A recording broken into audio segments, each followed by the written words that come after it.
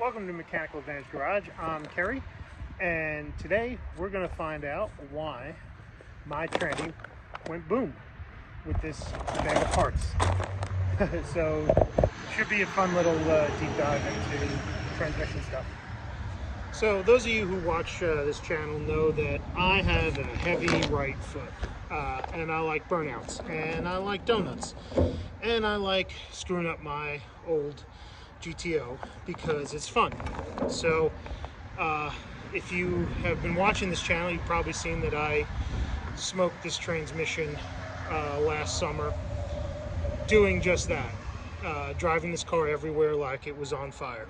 So the transmission began slipping, and then I took it on a road trip up to Norwalk for the Pontiac Nationals with a slipping transmission, and that was probably not smart. And then continued to drive the car with this slipping transmission, trying to figure out if I could band-aid it into lasting the rest of the summer, and well, it did not work. So I sent the transmission out, and actually Austin and the guys at Lucor sent the transmission out for me, and I got one of those really well-built transmissions.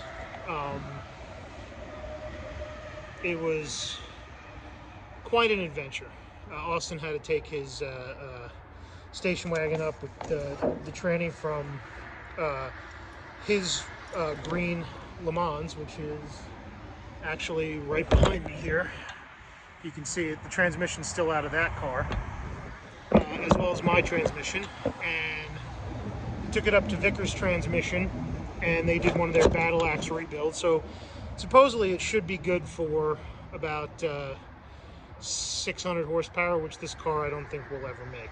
But no better place to do this than on the hood of the GTO. So we're going to go through some parts right now and see what's inside here. So let's start with the most obvious and grisly damage. This is a clutch pack.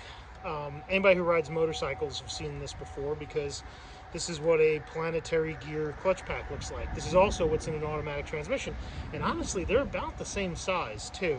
I think the clutch in my CB750 literally is almost the same size as this, but this one's particularly gruesome. I don't know if you can see it here, but on the back side, let's get real close. Look at all those scorch marks, and then if we turn it around, wow, you can really see the wear marks in the steels and the fibers. I heated this thing up probably way more than I should. It's also a little warped, so that was fun. Same thing with this one. There you can see in here there's a lot of wear marks, and when you go to the backside you can tell it's been heated up. I think there's a little wave you can see right in that. Look at that. Look at how wavy that is. That's just garbage. There should be a fiber pack in here. Oh, this is the fiber right here, and look at that wear. So yeah, there's a whole stack of these, and they're about the same. Clutch, steel, fiber, and wow, this one's super scorched. All right, let's look at this one real quick. Yeah, let's get in there and look at that. All the material's worn off of it. It is, well, this one's pretty straight, but it is pretty ugly. This one kind of straight, but yeah, it's got burn marks on both sides. So yeah, not good. Man, I am just not mechanically sympathetic to anything I do. This one's probably closest to the end. This is really what they should look like. You know, this is the fiber. And you don't see any metal. Now compare that to this one right here. You can see this isn't scorched. This is worn almost completely through and polished. It's, you know, oh, and thickness too. Look at that. So look how thin that is, and then look how thick that is. They are not the same. So it looks like I had worn through the centermost part of the clutch pack. Ooh, look at that. Isn't that something? You know, this is what happens when you try to push things through.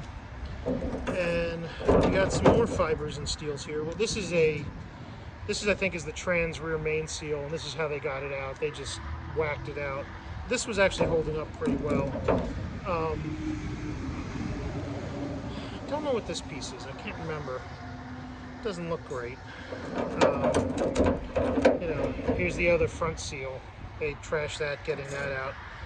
I think this is one of the bushings here, and you can kind of see, look at all the wear in that bushing right there. And you see all the scrape marks here. That was metal on metal contact. This was pretty destroyed. So that was one of the clutch packs. Here's the larger clutch pack inside the Planetary transmission. This is the fiber. This isn't too bad, but you can kind of see burn marks on this. This is a much thicker steel, and this one's a little warped too. I don't know if you can see it. It's not completely straight. But yeah, burn marks all along the back. You know, not the best of shape. I was not kind to this transmission. And I'll put a clip in, you can, you know, in case you guys don't want to go back and find. Although I do recommend going back and finding. I think this is the worst of it here. These were the center ones. Wow. Look at that. That is just garbage. And it's completely convex. See, look how warped that is. Same thing with its accompanying steel. Look at that, it's just blown apart. I mean, it's not blown apart, but it is warped. Let's see here. Yeah, and it is scorched. So, I had a lot of fun. Let's see how bad some of this is. By the way, if your transmission looks like this, well, you'll know it because it'll be slipping. But look at that. That is just, this one has grooves worn in it. So there was real metal on metal contact there, and I think this has the matching grooves, so that was probably the metal on metal. Here's the fiber from that. Look at how dished that fiber is. Wow. You know, oh, there's the groove marks. So you can see this had worn through the fiber completely and was into the metal. In fact, here you can see there's the little chunks of fiber, and this was all steel. This one I think probably took the most, the brunt of it. Boy, did I trash it. You know, and all these other ones are pretty much the same. Here, let you get a good look at them all together. You know, gears themselves, surprisingly enough, we weren't having any gear engagement problems, so didn't have any chipped teeth, didn't have any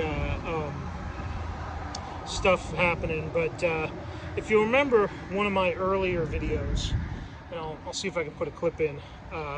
I was cleaning out a lot of fiber from the trans pan, and at least we know where that fiber came from, because look at this fiber right here. That is completely worn away. Oh man, look how convex this thing is. Whoa, this thing's almost a frisbee, you know, and it is just, you know, that is just trashed.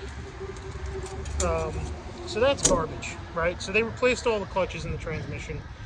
They actually rebuilt the whole transmission. Everything's new in it except for the gear set and the case and the shafts, because those, surprisingly enough, had held up.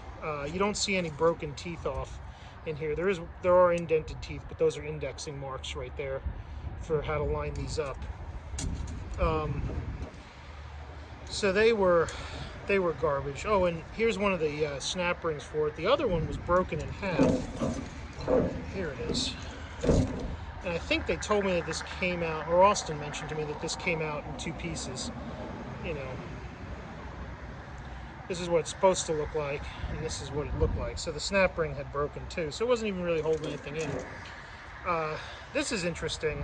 This is the valve body, the shift plate.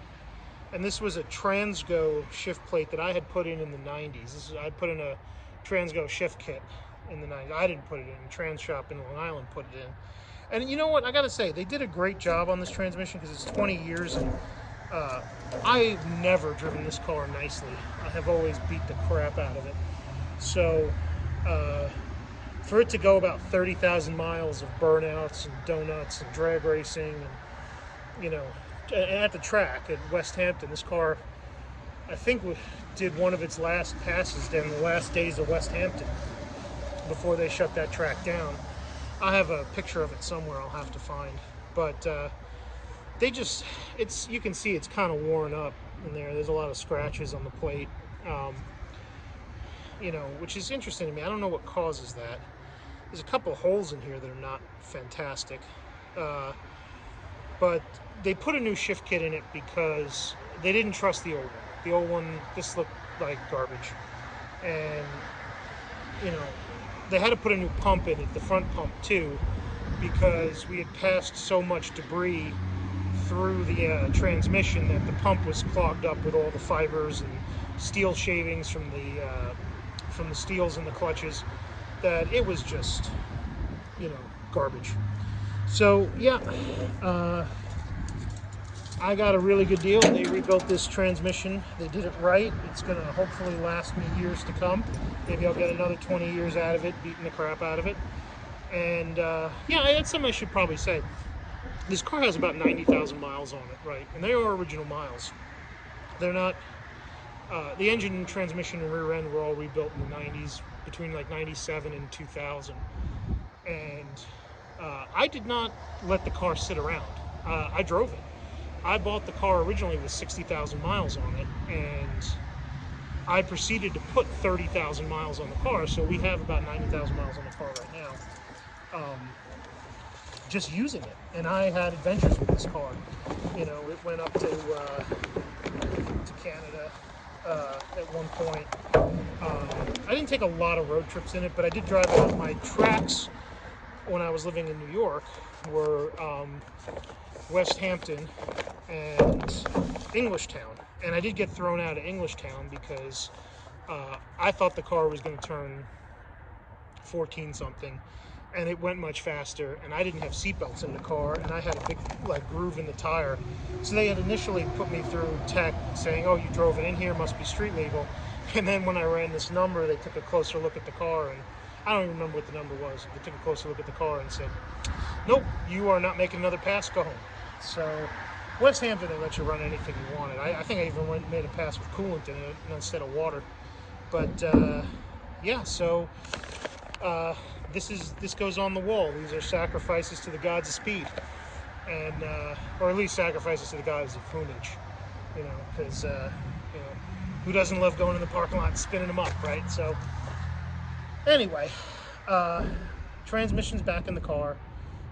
Next time, you know, once everything's sorted out, we'll take it for a drive, and we can see how the new transmission feels. I'm going to break it in easy, don't worry. It's not, you know, let's go out and rip some donuts right away because I'm me, you know.